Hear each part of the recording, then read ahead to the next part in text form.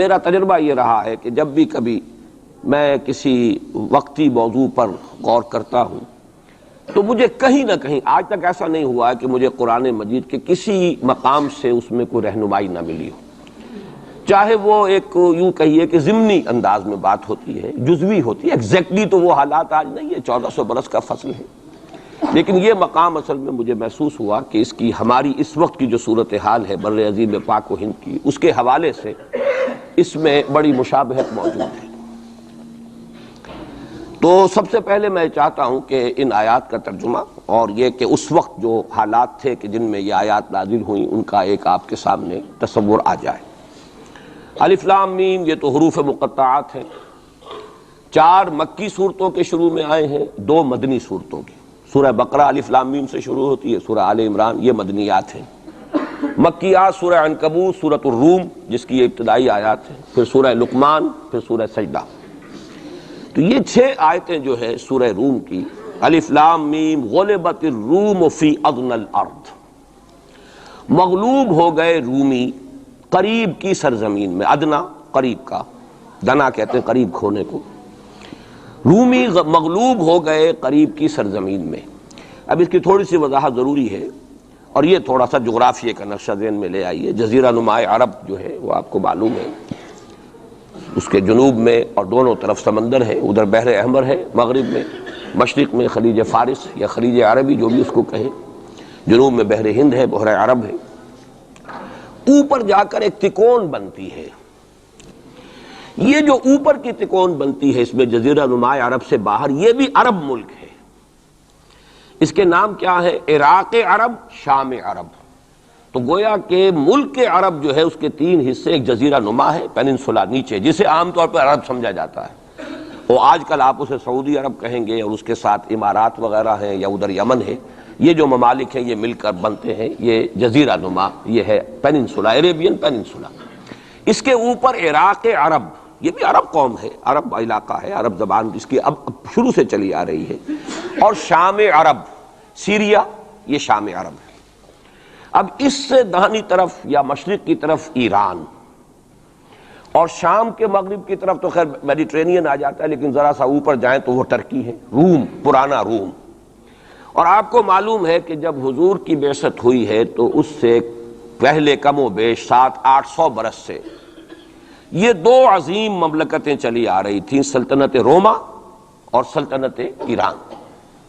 ان دونوں کا مقابلہ رہتا تھا، یوں سمجھئے کہ تاریخ جھولا جھولتی تھی۔ اس میں ایسا ہوا ہے کہ سن 614 میں ایک بڑی ہی زبردست شکست دی ہے رومیوں نے ایرانیوں کو۔ یہ تاریخ کی بدترین شکستوں میں سے ہے جو رومیوں کے ہاتھوں، جو رومیوں کی ہوئی ہے ایرانیوں کے ہاتھوں۔ اب ایرانی چونکہ تھے آتش پرست مشرک تھے، اور یہ تھے حضرت عیسیٰ کے نام لیوا، ان کی کچھ نہ کچھ مناسبت مسلمانوں سے جڑتی تھی، اس لیے کہ حضور صلی اللہ علیہ وسلم حضرت عیسیٰ علیہ السلام کے ماننے والے، انہیں اللہ کا پیغمبر ماننے والے، تو یہ جو ایک ایسوسییشن تھی اس کی وجہ سے بغلیں بجائیں مشرکین مکہ نے کہ دیکھو ہمارے جو ساتھی ہیں ایرانی آتش پرست وہ جیت گئے، اور تمہارے جو کیمپ، ایک ہی کیمپ سمجھ لیجئے، تمہارا بہرحال ان سے کچھ نہ کچھ تعلق ہے، تو حضرت مسیح کے ماننے والے اور تورات کے ماننے والے وہ شکست کھا گئے۔ اور شکست بھی ایسی تھی کہ یروشلم سے یہ نکلے ہیں، بھاگے ہیں رومی، ہرقل اس وقت وہ ایمپرر تھا، ہیرکلیس، اور ایلیا جو ان کا کہلاتا ہے یروشلم میں وہ ہیکل، اس سے جو ان کی بڑی صلیب تھی وہ بھی وہاں سے لے گئے وہ، اور گویا کہ ان کے لیے تو سمجھیے کہ یہ مذہبی اعتبار سے ایک موت تھی کہ ان کی مذہبی علامت، ان کے لیے شاعر جو ہے ان کے مذہبی، ان میں سب سے مقدس شے جو تھی وہ بھی ایرانی وہاں سے لے گئے، اور بہت ہی زبردست شکست ہوئی ہے اس وقت رومیوں کو، ہیرکلیس کو۔ اس پر جو بغلیں بجی، مشرکین مکہ نے جو اس پر خوشیاں منائی، مسلمانوں کو ایک طرح سے یوں سمجھیے کہ انہیں ستانے کے لیے، چڑھانے کے لیے، دیکھو وہ جیت گئے، اسی طرح تمہارا بھی قلع کما ہو جائے گا، تمہاری بھی کوئی بنیاد، لستم علی شیء، تمہاری بھی کوئی حقیقت نہیں ہے، جیسے رومی جو ہے وہ شکست کھا گئے، تم بھی ختم ہو جاؤ۔ اس وقت یہ آیات نازل ہوئی ہیں، اور یہ آیات اب پیشن گوئی کی صورت میں نازل ہوئی ہیں مسلمانوں کی دلجوئی کے لیے۔ ان کا جو مورال اس وقت گر رہا تھا مکے کے مسلمانوں کا، ابھی ہجرت نہیں ہوئی ہے، ابھی تو یہ مکے ہی میں معاملہ چل رہا ہے۔ 610 میں حضور پر وحی کا آغاز ہوا ہے، گویا کہ یہ 5واں برس ہے نبوت کا، ابھی ہجرت سے 7 سال پہلے کی بات ہو رہی ہے، یہ جو مکے کے اندر جو صورتحال ہے۔ تو وہاں انہیں خبر دی گئی الف لام میم غلبت الروم فی ادنی الارض، قریب کی سرزمین میں، اب یہ جزیرہ نما سے قریب ہے یہ پورا علاقہ شام کا، عراق کا، رومی مغلوب ہو گئے، رومیوں کو شکست ہو گئی۔ وَهُمْ مِنْ بَعْدِ غَلَبِهِمْ سَيَغْلِبُونَ، اور وہ اپنی اس مغلوبیت کے بعد پھر غالب آ جائیں گے۔ یہ پیشن گوئی ہے کہ یہ صورتحال مستقل نہیں ہے، یہ عارضی سی بات ہے، اس پر بغلے نہ بجاؤ، اس پہ خوشیاں نہ مناؤ، اور اے مسلمانوں تم دل گرفتار نہ ہو، رنجیدہ نہ ہو، بلکہ یہ عارضی بات ہے۔ غلبت الروم فی ادنی الارض وهم من بعد غلبهم سیغلبون فی بضع سنین، تعین کے ساتھ یہاں پر معین کر دیا ہے اللہ نے کہ بضع سنین میں، چند سالوں میں، لیکن بضع کے لفظ کا اطلاق ہوتا ہے عربی زبان میں 3 سے لے کر 9 تک پر، 10 سے کم 3 سے زائد، یہ بضع ہے۔ فی بضع سنین، ان سالوں کے اندر یہ پلٹا کھا جائیں گے حالات، ٹیبلز ول بی ٹرنڈ، اور پھر جو ہے رومیوں کو فتح حاصل ہو جائے گی۔ یہ پیشن گوئی ہے۔ میں اب یہاں اس حوالے سے ذرا 2 باتیں کہہ دوں پھر آگے چلوں گا۔ تو پہلے تو وہ یہ نوٹ کر لیں کہ پیشن گوئی صرف حدیث میں نہیں ہے، قرآن میں بھی ہے، قرآن میں یہ پیشن گوئی آئی ہے۔ فرق تو ہوگا حدیث کی پیشن گوئی اور قرآن کی پیشن گوئی کا۔ کیا فرق ہوگا؟ نمبر 1 یہ کہ قرآن کا تو ہر حرف جو ہے وہ یقینی ہے۔ حدیث کے بارے میں یہ ہو سکتا ہے روایت بالمعنی ہو، روایت کرنے میں کوئی لفظ تھوڑا بہت بدل گیا ہو، پھر حدیث کی سند کیا ہے، وہ صحیح بخاری کی ہے، صحیح مسلم کی ہے، اس کا استناد کا پایا کیا ہے، درجہ کیا ہے، جبکہ قرآن مجید کا ہر حرف جو ہے وہ مستند ہے، بلا لا ریب فیہ کا مصداق ہے۔ یہ فرق تو ہوں گے۔ اور دوسرا فرق بہت اہم یہاں ہے کہ یہاں سالوں کا تعین کر دیا گیا ہے، یعنی زیادہ سے زیادہ 9 برس کے اندر اندر یہ صورتحال بدل جائے گی۔ حدیث میں جو پیشن گوئیاں آئی ہیں ان میں کوئی تعین وقت کا نہیں، بلکہ سورہ انبیاء کے آخر میں 2 آیتوں میں حضور سے یہ کہا گیا کہ آپ کہہ دیجئے ان ادری اقریب ام بعید ما توعدون، اے نبی ان سے کہہ دیجئے کہ مجھے یہ معلوم نہیں ہے کہ جس چیز کی تمہیں خبر دی جا رہی ہے، جس چیز کا وعدہ تم سے کیا جا رہا ہے، وہ قریب ہے یا دور ہے۔ ٹائم ٹیبل میں نہیں جانتا، لیکن جو میں کہہ رہا ہوں وہ ہو کر رہے گا۔ وَإِنْ أَدْرِي لَعَلَّهُ فِتْنَةٌ لَكُمْ وَمَتَاعٌ إِلَىٰ حِينٍ، اور اسی صورت میں پھر آگے چل کر ایک آیت کے بعد یہ ہے، اور یہ بھی کہہ دیجئے ہو سکتا ہے، لعلہ شاید، کہ یہ ابھی تمہارے لیے کچھ اور موقع تمہیں مل جائے، آزمائش تمہیں کا موقع مل جائے، اللہ تعالیٰ تمہیں کچھ بریدنگ سپیس دے دے تاکہ تم اس میں اپنی اصلاح کر سکو، تو گویا کہ آزمائش کی ایک مہلت اور مل جائے تمہیں، یہ ہو سکتا ہے۔ لعلہ فتنۃ لکم ومتاع الی حین، ایک وقت معین تک کے لیے اللہ تعالیٰ تمہیں اور رہنے بسنے کا موقع دے دے، لیکن یہ کہ اس میں کوئی شک نہیں ہے کہ جس عذاب الہی کی میں تمہیں خبر دے رہا ہوں وہ آ کر رہے گا، اس میں کوئی شک نہیں۔ کب آئے گا یہ مجھے معلوم ہے۔ یہ بھی میں نے مثال دی ہے کہ ٹائم ٹیبل کا جہاں تک تعلق ہے، حضور کی دی ہوئی پیشین گوئیاں جو ہیں اس کے بارے میں ہم تعین نہیں کر سکتے کہ یہ کب ہوگا، گمان کر سکتے ہیں، اندازہ ہو سکتا ہے، لیکن تعین نہیں۔ جبکہ یہاں یہ ہوا فی بضع سنین، الف لام میم غلبت الروم فی ادنی الارض وهم من بعد غلبهم سیغلبون فی بضع سنین، چند سالوں کے اندر اندر۔ اب اس پر یہ واقعہ بھی آپ نوٹ کر لیجئے کہ حضرت ابو بکر رضی اللہ تعالیٰ عنہ نے انہی آیات کی بنا پر ایک شرط کر لی ایک کافر سے، مشرکین مکہ کے سرداروں میں سے ایک سے، کہ 3 سال کی شرط انہوں نے لگا دی، کم سے کم مدت جو ہوتی بضع کی 3 سال، کہ 3 سال کے اندر اندر اگر یہ صورتحال تبدیل نہ ہوئی تو میں 100 اونٹ تمہیں دوں گا، اور اگر قرآن کی پیشن گوئی درست ہو گئی تو تم 100 اونٹ مجھے دو گے۔ اور اس وقت تک اس طرح کی شرط لگانا ابھی حرام نہیں ہوا تھا، چونکہ شریعت کے احکام تفصیلی تو آئے نہیں تھے، ابھی تو نہ شراب حرام تھی نہ جوا حرام تھا، تو اس طرح کی شرط لگانا کس طرح کوئی حرام والی بات تو تھی نہیں۔ لیکن حضور نے فرمایا کہ نہیں ابو بکر، یہ تم نے غلطی کی ہے، جب بضع کا اطلاق 3 سے 9 تک پر ہوتا ہے تو تم 9 سال کی کرو، تم اونٹوں کی مقدار بڑھا دو، لیکن کہو کہ یہ 9 سال کی مدت جو ہے اس کے اندر اندر یہ معاملہ ہوگا، اس لیے کہ بضع قرآن مجید کا لفظ جو ہے وہ عربی زبان میں کم سے کم اقل مدت 3 برس ہے، لیکن یہ کہ اس کی اکثر مدت 9 برس ہے۔ بہرحال اب یہاں نوٹ کیجئے کہ 9 برس بعد 623 عیسوی میں اس کو فتح حاصل ہو گئی۔ حضرت عمر نے وہ 100 اونٹ حاصل کیے، اگرچہ حضور نے پھر اس کے بارے میں حکم دیا کہ اسے صدقہ کر دو، اس کو اب تم اپنے ذاتی استعمال میں نہ لاؤ، صدقہ کر دو۔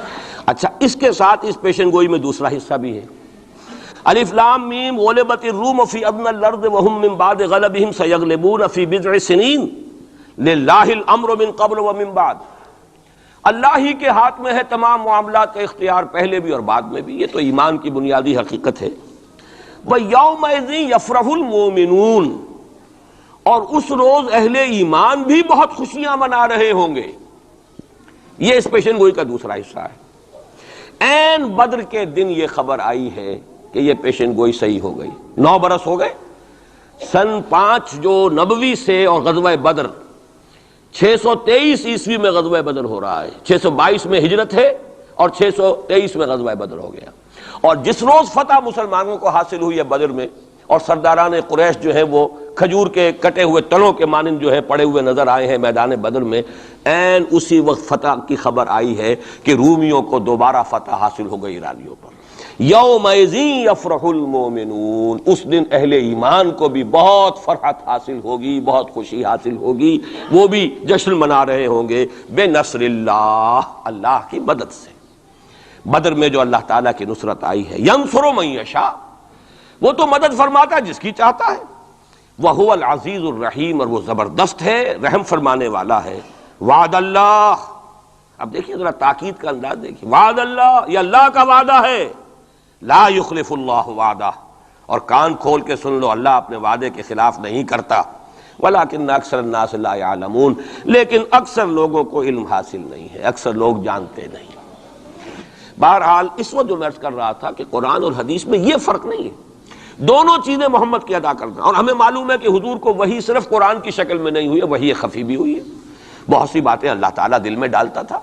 حضور کا خواب بھی وحی ہے، اس اعتبار سے وہ وحی خفی جس کو ہم کہتے ہیں اس پر بھی ہمارا ایمان ہے. البتہ فرق کیا ہے، جیسا کہ میں عرض کر چکا، یہ لفظ بلفظ محفوظ ہے، حرف بحرف، بلکہ لفظ بھی بڑی شے ہے، حرف بحرف محفوظ ہے.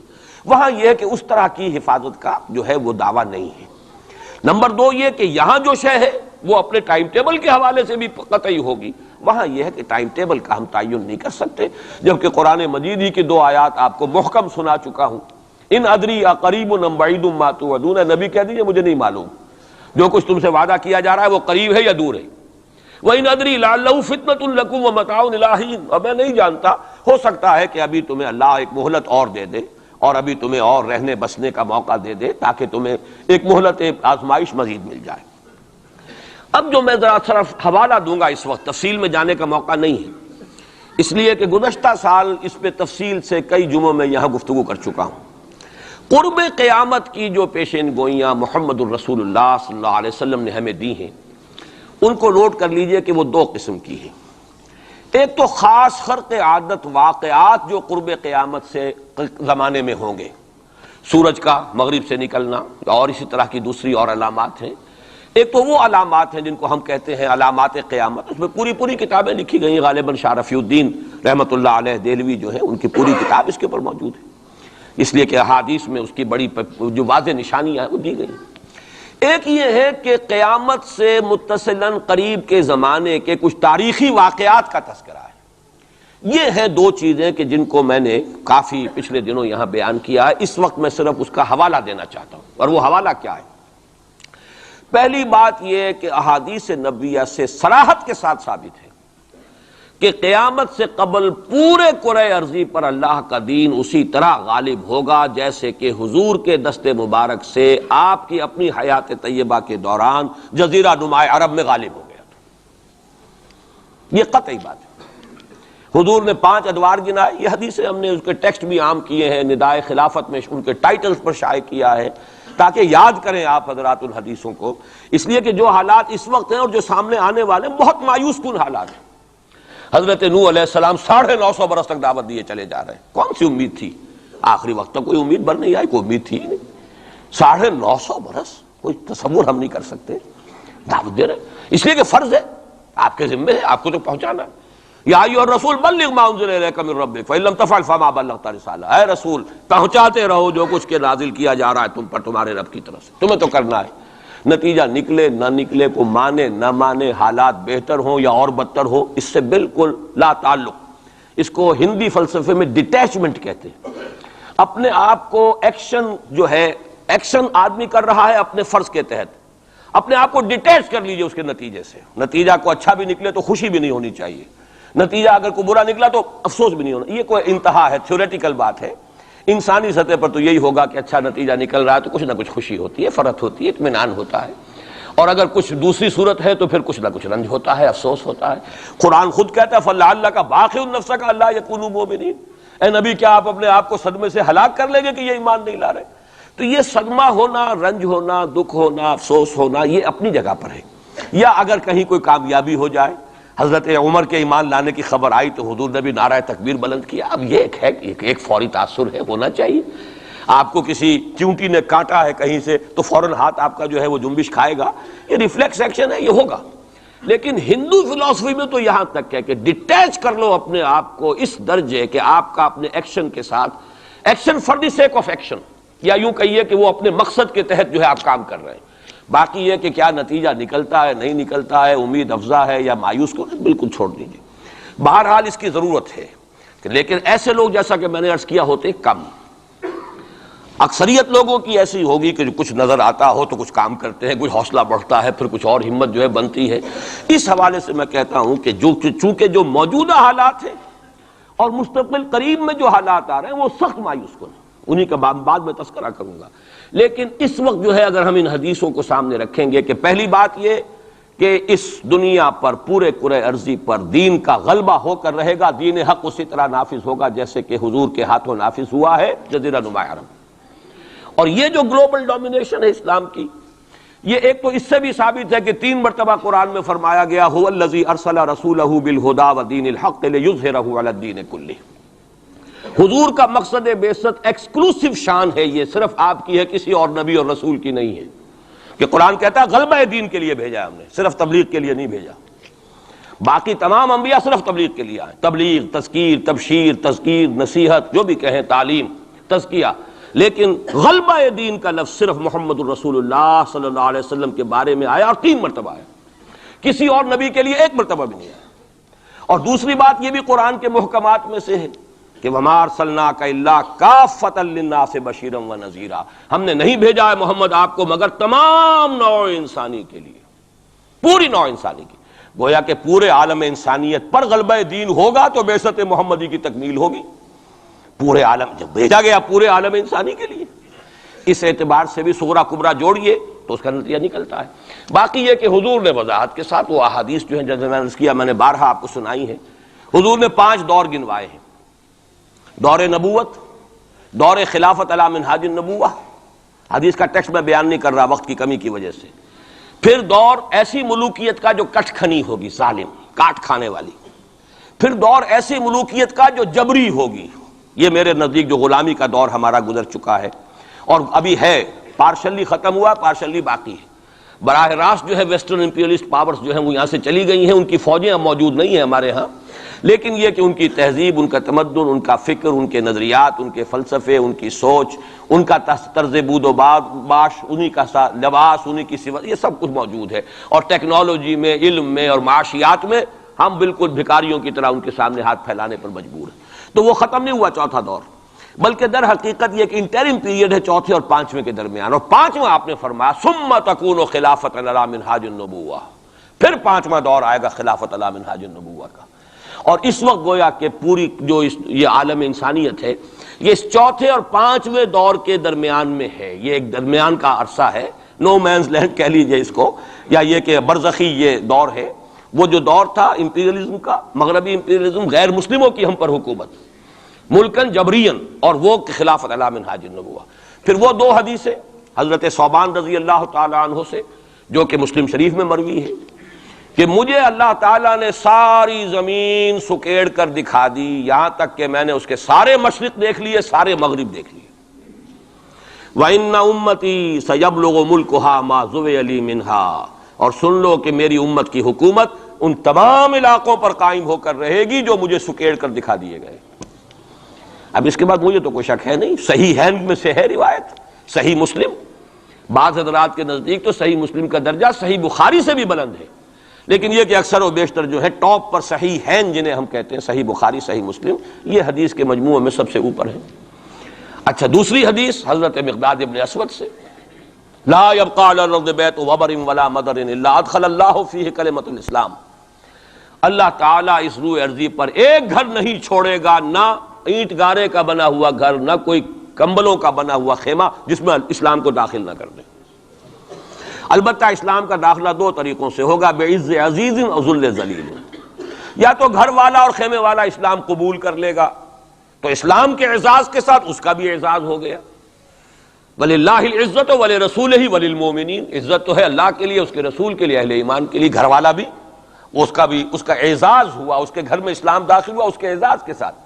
اگر نہیں قبول کرے گا تو نیچے ہو کر رہنا پڑے گا. یؤتُ الْجِزْیَۃَ عَنْ یَدٍ وَهُمْ صَاغِرُونَ. چھوٹے ہو کر جزیہ پیش کرنا ہوگا. تو گویا کہ اسلام تو اس کے گھر میں بھی داخل ہو گیا، لیکن وہ بدبخت اعزاز اسلام سے خود محروم رہا. لیکن غلبہ تو ہو گیا نا.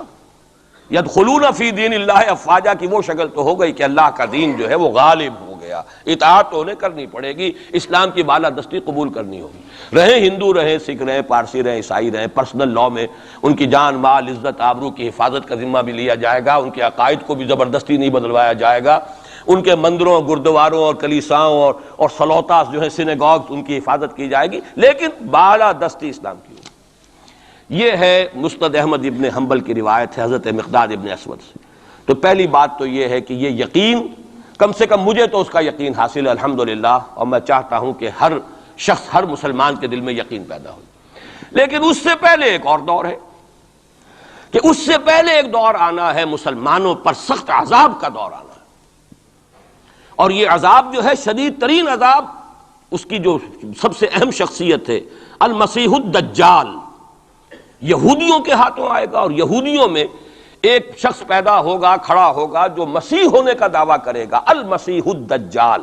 دجال کہتے ہیں فریبی کو، دجل فریب کو کہتے ہیں، جو فریب سے اپنے آپ کو مسیح کہلوائے گا کہ میں مسیح ہوں. اس کی وجہ کیا ہے کہ یہودیوں کے ہاں یہ روایت موجود تھی کہ ہمارا ایک سیویئر آئے گا، ہمارا ایک نجات دہندہ آئے گا جو ہمیں پھر دنیا کے اندر غلبہ دلوائے گا اور ہماری جو پرومسڈ لینڈ ہے وہ پوری کی پوری ہمیں دلوا دے گا. وہ جو گریٹر اسرائیل کا نقشہ انہوں نے بنا رکھا ہے، یہ ان کے پرومسڈ لینڈ ہے، خوابوں کی سرزمین ہے. اچھا، وہ تو حضرت مسیح آئے تھے علیہ الصلوۃ والسلام، وہ تو آ گئے، انہوں نے مانا نہیں. جب مانا نہیں، انہیں تو مرتد قرار دیا، جادوگر قرار دیا، بازیگر قرار دیا، واجب القتل قرار دیا، اور اپنے بس پڑتے تو سولی پر چڑھائی دیا. وہ تو اللہ نے جو کیا وہ ایک علیحدہ مسئلہ ہے. اب وہ جگہ تو خالی ہے، جو آپ کہتے ہیں نا کہ کوئی ویکینسی ہے موجود، پوزیشن از ویکنٹ. ابھی وہ منتظر ہیں ایک مسیحا کے کہ ہمارا اصل مسیح آنے والا ہے. وہ ان کا کوئی لیڈر کھڑا ہوگا جو اس دعوے کے ساتھ کھڑا ہوگا کہ اب میں اس مہم کو شروع کرتا ہوں کہ جس سے وہ جو گریٹر اسرائیل ہے، پوری عظیم تر اسرائیل وجود میں لاؤں گا. دیر کیا لگتی ہے، کوئی وزیر اعظم جو بھی ہو اسرائیل کا کھڑا ہو جائے ڈٹ کر کہ ٹھیک ہے وی ڈکلیئر وار، اور ہم تو یہ علاقے اب لے کر رہیں گے. اور اس اعتبار سے نوٹ کیجئے کہ یہ بابری مسجد کی شہادت کے بارے میں یہ صحیح بات کہی جا رہی ہے کہ یہ در حقیقت ایک فیلر ہے ہنود اور یہود کے جو گٹھ جوڑ ہے. یہ میں آپ کو پہلے بتا چکا ہوں کہ یہ جو وہاں کا ہندو فنڈامنٹلسٹ ہے ہندوستان کا، باقاعدہ وفد گئے اسپین، یہ معلوم کرنے کے لیے کہ اسپین میں مسلمانوں کو جو ایکسٹرمینیٹ کیا تھا کس طریقے سے کیا تھا. باقاعدہ یہ تو ریسرچ کرتے ہیں، محنتیں کرتے ہیں، اور بہت ہی مستقل مزاجی کے ساتھ کام کرتے ہیں. انہوں نے تو باقاعدہ اس کا بھی جائزہ لیا ہوا ہے. تو یہ در حقیقت یہ دیکھنا ہے کہ مسلمانوں کے اندر جان ہے تو کتنی. یہ فیلرز پھینکے جایا کرتے ہیں، اندازہ ہو جائے کتنا ری ایکشن ہے. وہ ری ایکشن جتنا کچھ تھا ہو لیا. اور ہمارا ری ایکشن ہونا کیا ہے؟ اس سے پہلے جب مسجد اقصیٰ کے ساتھ جو بھی بے حرمتی ہوئی اور جب یروشلم گیا ہے، کتنا کوئی رونا پیٹنا ایک دفعہ تو پورے عالم اسلام میں ہو گیا تھا. اب کہاں ہے وہ رونا پیٹنا؟ اب تو ریکنسائل کیے بیٹھے. اب تو وہی عرب ممالک ایک ٹیبل پر جا کر میڈرڈ میں تو بیٹھ آئے نا آخر اسرائیل کے ساتھ. اور اب مسلسل گفتگویں واشنگٹن میں جو ہے، ایک پہلا round, second round, third round, کبھی تو اس کے ساتھ ایک میز پر بیٹھنا گوارا نہیں تھا، اس کو ریکگنائز کرنے کا کوئی سوال نہیں تھا. اب اس کی باتیں بھی ہو رہی. تو معلوم ہوتا ہے کہ یہ سارے جو ہیں حالات، یہ کوئی ایسی باتیں نہیں ہیں، کوئی فیری ٹیلز ہوں، یہ کوئی پریوں کی کہانیاں ہوں جو آنے والی ہیں کیسے ہم مان لیں. اور یہ در حقیقت قرآن مجید کا جو فلسفہ ہے انبیاء اور رسول کے بارے میں، اس کے عین مطابق ہے. جس قوم کی طرف کوئی رسول بھیج دیا جاتا تھا، وہ قوم جب رد کر دیتی تھی رسول کی دعوت کو، اتمام حجت کر دیا رسول نے، 950 برس تک دعوت دی ہے، قوم نے رد کر دیا. یا حضرت ہود نے کتنے عرصے دعوت دی اس کی وضاحت نہیں ہے، طویل عرصے تک دی، قوم نے رد کر دیا. حضرت صالح نے کتنے عرصے دعوت دی، قوم نے رد کر دیا. پھر کیا ہوتا تھا؟ اس قوم کو ہلاک کر دیا جاتا تھا، ختم کر دیا جاتا تھا، پھر اس کا نام و نشان نہیں چھوڑا جاتا تھا. فَقُطِعَ دَابِرُ الْقَوْمِ الَّذِينَ ظَلَمُوا، جڑ کاٹ دی جاتی تھی اس ظالم قوم کی. لا یرا الا مساکنہم، اب ان کے صرف مسکن نظر آتے تھے، وہ رہنے والے نظر نہیں آتے تھے. چلے جائیے قرطبہ میں دیکھ لیجئے اور غرناطہ میں جا کر محل دیکھ لیجئے الحمرا، لیکن جو لوگ یہاں کبھی آباد تھے ان کا نام و نشان بھی نہیں ہے. یہ تو اب جو آثار قدیمہ ہیں سیریں کر لیجئے جا کر. بہرحال یہ سارے جو معاملات ہیں جان لیجئے اچھی طریقے سے کہ یہ واقعات جن کی خبریں دی گئی ہیں یہ بالکل اس کے مطابق حالات کا جو ہے نقشہ بیٹھتا چلا جا رہا ہے. کوئی یہودی لیڈر کھڑا ہوگا اور وہ مسیح کا دعویٰ کرے گا، میں ہوں مسیح، چاہے وہ خود بھی جانتا ہو کہ میں جھوٹ بول رہا ہوں اور جانتا ہوگا کہ جھوٹ بول رہا ہوں، لیکن یہ کہ تمام اس یہودیوں کو جمع کرنے کے لیے لازم ہوگا کہ وہ دعویٰ کرے. اس لیے کہ اب بھی موجود ہے، جو لوگ جانتے ہیں یہودیوں کو، یہودی اب بھی سپلٹ ہیں. ان میں جو زیادہ مذہبی طبقہ ہے وہ زائنسٹ نہیں ہے، بلکہ وہ ان سے اختلاف کرتا ہے. زائنزم کی اپنی ایک تحریک تھی، وہ یوں سمجھیے کہ ایک ریشسٹ نیشنلسٹ موومنٹ ہے، وہ ایک نسلی قومیت کے اوپر چلنے والی جو ہے وہ ایک قوم پرستانہ جو ہے تحریک ہے. جو مذہبی طبقہ ہے، جو یہودی داڑیاں رکھتے ہیں اور جو لمبے لمبے بال رکھتے ہیں اور کالی ٹوپیاں پہنتے ہیں اور لمبی شیروانی اور ٹائپ جو ہے ان کے لانگ کوٹس ہوتے ہیں، اور یہ وہاں مینہٹن میں بڑے نظر آتے ہیں گھومتے ہوئے اور بہت سرمایہ دار ہیں، اسی لیے نیو یارک کو جو یارک کہا جاتا ہے. وہ یہودی جو ہے وہ ان میں بڑا طبقہ بھی موجود ہے کہ جو اس زائنزم کو اور اسرائیل کو تسلیم نہیں کر رہا. تو ظاہر بات ہے کہ ان کے لیے ضرورت ہوگی کہ کوئی مذہبی اپیل آئے. منتظر تو وہ بھی ہے مسیح کے، اب آنا تو نہیں ہے، وہ مسیح جو آئے گا وہ تو آئے گا ان کی ہلاکت کے لیے. اس سے پہلے کوئی کھڑا ہوگا اور اس کو پھر یہ مذہبی یہودی بھی مان لیں گے. نتیجہ یہ ہوگا کہ جو بھی پوری دنیا کا یہودی ہے وہ اس ایک علاقے میں آ جائے گا اور وہ اپنے اس گریٹر اسرائیل کے لیے پھر جو وہاں پر جنگ کی بھٹی دہکے گی. یہ کتاب الملاحم، اکثر جو حدیث کی کتابیں ان کے آخر میں آ کے کتاب الملاحم کا باب ہے علیحدہ علیحدہ، جس میں کہ اس دور کی خبروں کا جو ہے حضور نے پوری پیشن گوئیاں کی ہیں کہ یہ کچھ ہونا ہے. جہاں تک المسیح الدجال کا تعلق ہے اس کے بارے میں تو الفاظ یہ ہیں کہ کوئی نبی اللہ کا ایسا نہیں گزرا کہ جس نے مسیح الدجال کی فتنے سے خود پناہ طلب نہ کی ہو اللہ کی. خود حضور کی جو دعائیں ہیں معصورہ اس میں ہے وَأَعُوذُ بِكَ مِن فِتْنَةِ الْمَسِيحِ الدَّجَّالِ، اے اللہ میں تیری پناہ طلب کرتا ہوں فتنت مسیح الدجال سے. وہ فتنہ اب سر پر آیا ہوا ہے. چنانچہ میں کئی مرتبہ کر چکا ہوں کہ آپ کو امریکہ میں بمپرز کے اوپر سٹیکرز ملتے ہیں مسیح is coming, Jesus is coming.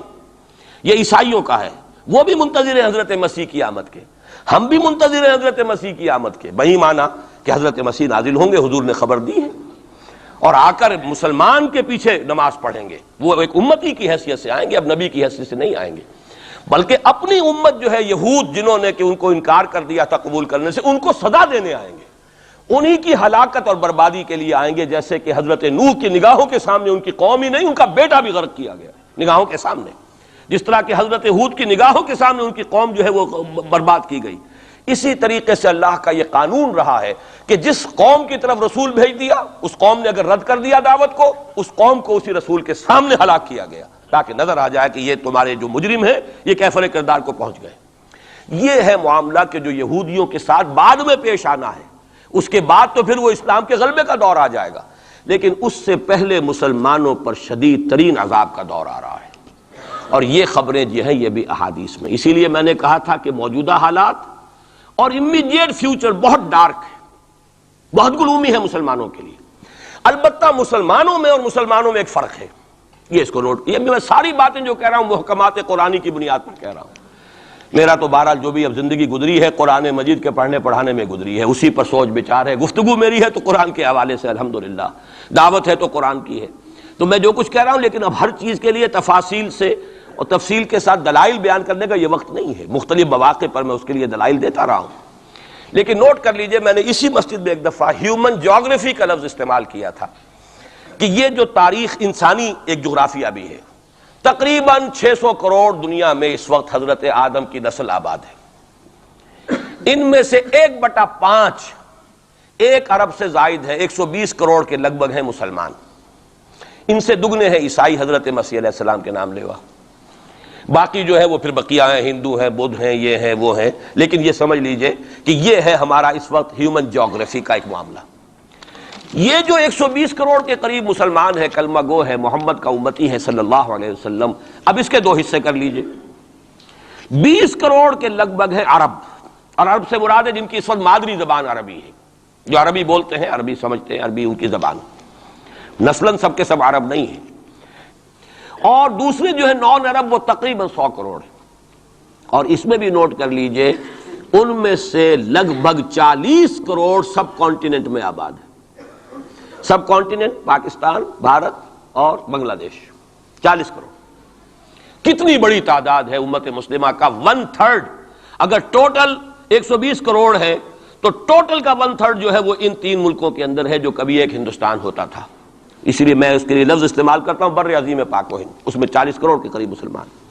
بہرحال اس میں جو تقسیم ہے ازرو قرآن وہ 2 کی ہے، امیین اور آخرین، یہ قرآن کی اصطلاحات ہیں۔ سورہ جمعہ میں هو الذی بعث فی الامیین رسولا منہم، ایک امیین ہیں جن میں سے خود حضور تھے، عرب، آپ کی زبان عربی، اور انہی کی زبان میں قرآن نازل ہوا۔ نوع انسان را پیام آخری حامل رحمت للعالمین، وَكَذَلِكَ أَنزَلْنَاهُ قُرْآنًا عَرَبِيًّا لَعَلَّكُمْ تَعْقِلُونَ۔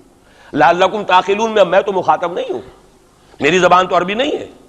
لَعَلَّكُمْ تَعْقِلُونَ میں کون مخاطب ہے؟ وہ جن کی زبان عربی ہے۔ ان لوگوں کو اللہ نے رتبہ زیادہ دیا، فضیلت دی۔ اس سے بڑی فضیلت کیا ہوگی؟ حضور انہی میں سے ہیں صلی اللہ علیہ وسلم۔ منہم هو الذی بعث فی الامیین رسولا منہم، انہی میں سے۔ پھر یہ کہ ان کی زبان میں اللہ نے اپنا کلام نازل کیا، فضیلت بھی بڑی ہوئی، لیکن فضیلت جہاں بڑی ہوتی ہے ذمہ داری بھی زیادہ بڑی ہوتی ہے، اور زیادہ بڑی ذمہ داری والا آدمی کوتاہی کرتا تو سزا بھی زیادہ بڑی ہوتی ہے۔ تینوں چیزیں جو ہے لازم و ملزوم ہیں۔ جن کے درجے ہیں سوا، ان کی سوا مشکل ہے، درجہ سوا ہے، بلند ہے، ذمہ داری بھی زیادہ ہے، کوتاہی ہوگی تو سزا کی بھی زیادہ مستحق ہو گئے۔ اس کا مصداق ہے عالم عرب، خاص طور پر وہ جو اصل عرب ہے پرانے، لیکن طبعاً چاہے وہ غیر عرب تھے لیکن عربی زبان اب ان کی مادری زبان ہو چکی ہے، وہ بھی اس میں شامل ہو گئی۔ ان پر اصل سزا کا دور ان پر آنا ہے، اور ایک عجیب بات ہے، انہی پر اصلاً ایک سزا کا دور پہلے بھی آیا تھا، یہ سیکنڈ ٹائم ہے۔ جیسے کہ بنی اسرائیل کے بارے میں آیا ہے، وَقَضَيْنَا إِلَىٰ بَنِي إِسْرَائِيلَ فِي الْكِتَابِ لَتُفْسِدُنَّ فِي الْأَرْضِ مَرَّتَيْنِ وَلَتَعْلُنَّ عُلُوًّا كَبِيرًا۔ بنی اسرائیل کے لیے بھی ہم نے طے کر دیا تھا کہ 2 مرتبہ تم 2 سرکشی کرو گے اور ہمارے عذاب کے کوڑے تمہاری پیٹھ پر برسیں گے۔ یہی معاملہ بنی اسماعیل کا ہے۔ پہلا دور ان پر آیا تھا کب؟ آج سے 750 برس قبل، کروڑوں قتل کروائے تاتاریوں کے ہاتھوں، ان کی حکومت ختم۔ آخری خلیفہ بنی عباس اس کو نکال کر محل سے اور جانور کی ایک کھال کے اندر لپیٹ کر، اور تاتاریوں نے اپنے گھوڑوں کے سموں تلے کچل دی، خاتمہ۔ اور پھر انہی تاتاریوں کو اسلام کی توفیق دے دی، اسلام کا جھنڈا ان کے ہاتھ میں تھما دیا ہے۔ آیا فتنہ تاتار کے افسانے سے پاسماں مل گئے کعبے کو صنم خانے سے۔ اس کے بعد کچھ عرصے رہا معاملہ ہسپانیہ میں عربوں کا، آج سے 500 برس قبل وہ بھی خاتمہ ہوا۔ تو عربوں پر ایک دور تو وہ آ چکا، لیکن وہ دور ایکسٹرمینیشن کا نہیں تھا، وہ دور کاہے کا تھا؟ معزول کر دیے گئے۔ امت کی جو قیادت تھی وہ غیر عرب کو منتقل ہو گئی۔ ترک کون تھے؟ غیر عرب۔ ترکوں ہی کے اندر سے یہ 4 جو ہے یہ سٹاکس نکلے ہیں، ایک سٹاک ایک ہے، 4 اس میں سے آپ کہہ لیجئے کہ مختلف اس کی شاخیں ہیں۔ ترکان تیموری ہندوستان میں آ گئے، ترکان صفوی ایران میں آ گئے، ترکان سلجوقی مڈل ایسٹ میں رہے بہت عرصے تک، اور پھر ترکان عثمانی کا تو کہنا ہی کیا ہے۔ وہ تو گویا کہ جو وہ رومن امپائر تھی اس کا جانشین جو بنا ہے، وہ در حقیقت اس کے بعد وہ تو آل عثمان کی حکومت ہے۔ ترکان عثمانی، یہ عثمان حضرت عثمان نہیں ہے رضی اللہ تعالیٰ عنہ، یہ ایک تاتاری سردار ہے عثمان، جن کی اولاد ہے جس کو آپ آٹومان ٹرکس کہتے ہیں، اور یہ پھر سلطنت جو ہے آٹومان، گریٹ آٹومان کنگڈم، جو کہ اب ختم ہوئی ہے اس صدی میں۔ پہلی یہ جو صدی ہے اس کی ابتدا میں پہلی جنگ عظیم کے بعد اس کا خاتمہ ہوا ہے، اس کا بس صرف ایک سمجھیے کہ نشان ترکی کی شکل میں رہ گیا ہے، باقی وہ گریٹ امپائر جو تھی ختم ہوئی۔ اسی کے ریمیننٹس بوسنیا میں بیٹھے ہوئے ہیں جن کے اوپر اس وقت ظلم ہو رہا ہے۔ انہی کے جارجیا میں بیٹھے ہوئے، جارجینز تو ہیں بھی اصل میں ٹرک، نسلاً ٹرک ہیں، بوسنینز جو ہے ٹرکس نہیں ہیں، لیکن یہ اسی زمانے میں اسلام لائے تھے جبکہ یہاں پر آل عثمان کی حکومت قائم ہوئی تھی اور پورا مشرقی یورپ جو ہے وہ ترکان عثمانی کے زیر نگی تھا۔ بہرحال یہ ایک سزا کا دور جو ہے وہ تو آ چکا، دوسری سزا اور سختر سزا کا دور اب آ رہا ہے۔ اس کا آغاز گلف وار سے ہو چکا ہے۔ جیسا کہ میں نے عرض کیا، ٹائم ٹیبل کوئی نہیں دیا جا سکتا، خبریں موجود ہیں، اس کے بعد یہ ہونا ہے، یہ ہونا ہے، یہ ہونا ہے، اور 8 اقساط میں ہم ندائے خلافت میں وہ مضمون شائع کر چکے ہیں، جس میں احادیث میں زیادہ تر سنن ابی داؤد کی روایات ہیں، بڑی تفصیل موجود ہے، اور یہ ہے مجھے بھی پسند نہیں، آپ کو بھی پسند نہیں، اور پسند نہ ہونے کی وجہ سے زبان پر ہم نہیں لاتے، اسی وجہ سے لوگ جو ہے ناواقف ہیں۔ یہ سارے ممالک حدیث میں موجود ہے کہ مسلمانوں کے ہاتھوں سے نکل جائیں گے، جنہیں یہودی گریٹر اسرائیل میں شامل کرتے ہیں۔ شام سارا، عراق سارا، مصر کا ڈیلٹا جتنا علاقہ زرخیز ہے اس کا جو بھی اچھا علاقہ ہے سارا، شمالی حجاز کا علاقہ سارا، یہاں تک کہ حدیث میں تو آتا ہے کہ مدینے کے دروازوں تک پہنچ جائیں گے، لیکن مدینے میں داخل نہیں ہو سکیں گے، اللہ تعالیٰ خصوصی حفاظت فرمائے گا۔ لیکن یہ کہ مدینے کے دروازے، اب مدینے سے اوپر کتنا حجاز کا علاقہ ہے، عرب کا، سعودی عرب کا، ترکی کا بھی مشرقی علاقہ جو ہے، یہ سارا موجود ہے، احادیث کے اندر موجود ہے۔ تو یہ بڑی تلخ بھٹی آنے والی ہے۔ لیکن دوسری بات جو میں عرض کرتا رہا ہوں، اب اس کے حوالے سے آئیے اس روح عرضی پر، اچھا یہ بات بھی سامنے رکھ لیجئے، یہ کیوں ہے سزا؟ سزا اس لیے ہے کہ ہم نے اسلام سے بے وفائی کی، سیدھی بات ہے۔ اللہ کو تو نہ ہم سے کوئی دشمنی ہے، نہ ہمارے دشمنوں سے کوئی اس کی دوستی ہے، معاذ اللہ ثم معاذ اللہ، اس کی دوستی کہاں، کفار سے کہاں ہوگی؟ نبوکدنضر کے ہاتھوں بنی اسرائیل کو پٹوایا تھا اگر، تو کیا نبوکدنضر سے دوستی تھی اللہ کی؟ اور کیا اسرائیلیوں سے اور یہودیوں سے کوئی دشمنی تھی؟ ان کو تو غرہ یہ تھا کہ نحن ابناء اللہ واحباؤہ، ہم تو اللہ کے بیٹوں کے مانند ہیں، ہمیں تو آگ بھی نہیں چھو سکتی، لن تمسنا النار الا ایاما معدودات، آئے گی بھی تو چند دن کے لیے چھوئے گی، ہمیں فوراً نکال لے گا اللہ، ہم تو اس کے بیٹوں کے مانند ہیں، چہیتے ہیں، ابراہیم کی نسل سے ہیں، ہم سب محمد کی نسل سے نہیں ہیں صلی اللہ علیہ وسلم، تو ہم تو نسل نہیں ہے محمد کی صلی اللہ علیہ وسلم، کم سے کم میں تو نہیں ہوں۔ لیکن وہ یہودی تو کہتے ہیں ہم ابراہیم کی نسل ہیں، سب کے سب، تو انہیں تو یہ غرہ ہونا جو ہے، یعنی معلوم ہوتا ہے کہ وزن ہے ان کی بات میں، نحن ابناء اللہ واحباؤہ، وہ ابراہیم جسے خلیل اللہ قرار دے رہا ہے اللہ تعالیٰ، میرا خلیل ہے، واتخذ اللہ ابراہیم خلیلا، جسے امام الناس قرار دے رہا ہے، انی جاعلک للناس اماما، جو ابو الانبیاء ہے، جس کی نسل میں سینکڑوں نبی آ گئے، اس کی جب ہم اس کی اولاد ہیں تو اللہ کے ہاں ہمارے ساتھ تو پریفرنشل ٹریٹمنٹ ہوگا۔ یہ ان کو غرہ تھا، یہی ہمیں۔ لیکن جان لیجئے جب انہیں پٹوایا، جب قرآن مجید نے کہا فَلِمَ يُعَذِّبُكُم بِذُنُوبِكُم، ایسا ہی تمہارا غرہ ہے، تم اللہ کے چہیتے ہو تو اللہ تمہیں کیوں سزائیں دیتا رہا ہے؟ نبوکدنضر سے کیوں پٹوایا، رومن سے کیوں پٹوایا، اس صدی میں جرمنوں سے کیوں پٹوایا، لاکھوں کی تعداد کے اندر؟ معلوم ہوا کہ اللہ کا معاملہ جس قوم سے بھی ہے، کووننٹ ہے، وہ میثاق ہے ہمارا اللہ کے ساتھ، میثاق قرآن ہے ہمارا، ان کا میثاق تورات تھی، پکڑو اس کو، خذوا ما آتیناکم بقوۃ، پکڑو اس کو مضبوطی کے ساتھ جو ہم نے تمہیں دیا ہے، اگر اس سے بے وفائی کرو گے تو ہم سے کوئی تعلق نہیں، بلکہ تم مجرم ہوگے اصل۔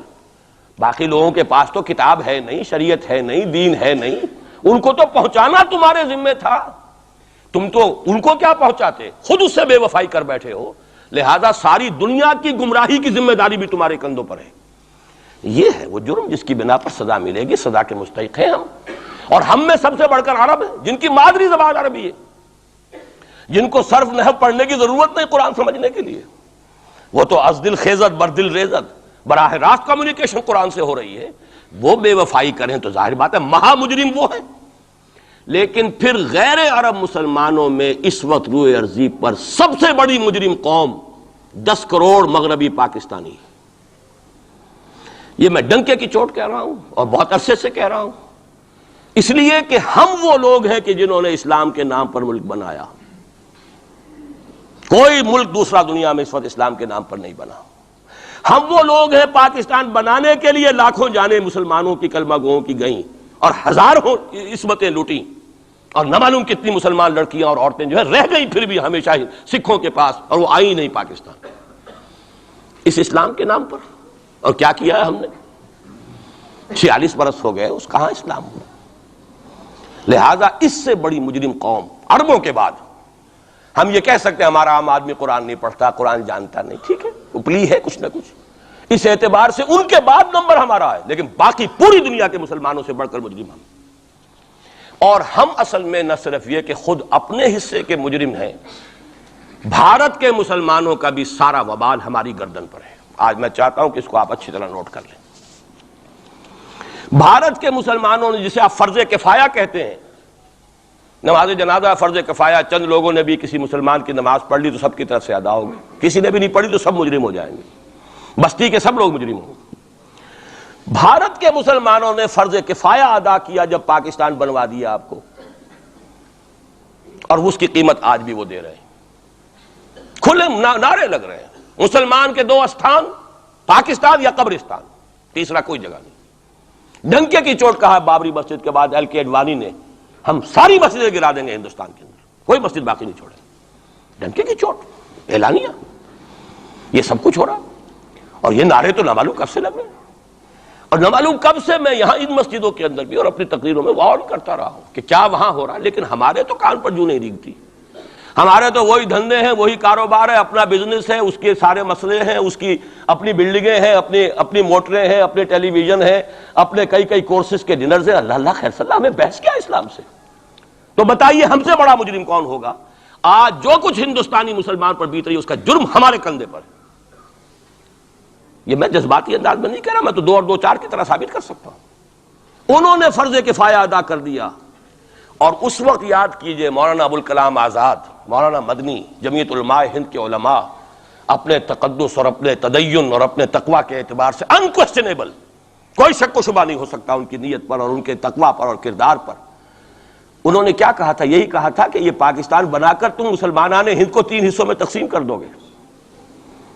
3 میں کہا تھا، 2 میں نہیں، 3 میں، حالانکہ بظاہر تو ایک پاکستان بن رہا تھا نا، لیکن یہ مولانا ابوالکلام آزاد کے الفاظ تھے کہ 25 برس سے زیادہ یہ 2 خطے یکجا نہیں رہ سکتے، اور 25 برس کیا، 24 برس میں ٹوٹ گیا پاکستان، 25 برس پورے نہیں ہوئے، اور ان کے الفاظ تھے یہ کہ 25 برس سے زائد جمع نہیں رہ سکتے، 24 برس میں ختم ہو گیا۔ 16 دسمبر 1970 کو پاکستان ختم ہو گیا کہ نہیں ہو 71 کو۔ بہرحال نوٹ کرنے کی بات ہے، ہم نے کیا کہا تھا؟ میں بھی مسلم لیگی تھا، میں نے بھی نعرے لگائے ہیں، چاہے غیر شعوری دور تھا، ہائی اسکول اسٹوڈنٹ تھا، پاکستان کا مطلب کیا، لا الہ الا اللہ، فلک شگاف نعرے لگائے ہیں، اور نوائے وقت کا پرچہ انتظار کرتے تھے اسٹیشن پر کھڑے ہو کر، حصار ریلوے اسٹیشن کے اوپر، کہ اب گاڑی آئی اور اب نوائے وقت لیا، اور پھیل گئے پورے شہر میں اس کو پہنچانے کے لیے۔